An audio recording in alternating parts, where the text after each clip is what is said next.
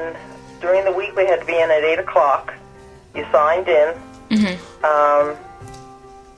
and, you know, you were supposedly in, or one of the house mothers, she would come and close the door, and she would lock, you know, the door would get locked. She'd stand there by the door. The type of freedom current college students now take for granted would have seemed unimaginable for the 1961 class of Muhlenberg College women. Many of the limitations these women faced were centered on dorm life in Brown Hall and were firmly enforced by the house mothers. Dietrich was the first one. She was very strict, very, you know, precise about what she wanted to do and the way a lady should act.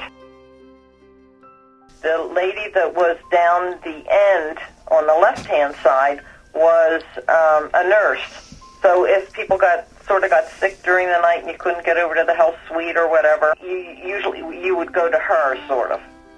She was more the motherly type. Very, very attractive, very sweet.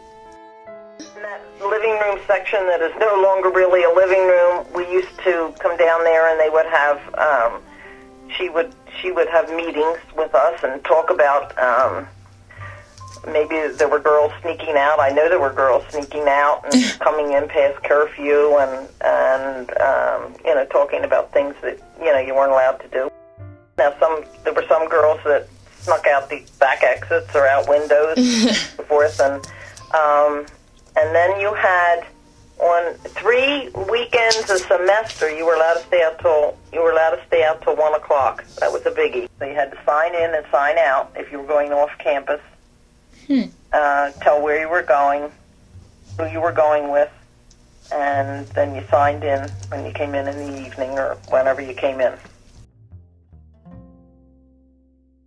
Ironically, the limitations placed on these young women only further strengthened the bond between them as they turned towards each other for comfort and support. This camaraderie propelled the first class of women forward as they made a name for themselves in a school governed largely by men. The lasting impression they made would set the grounds on which all preceding classes of women would follow.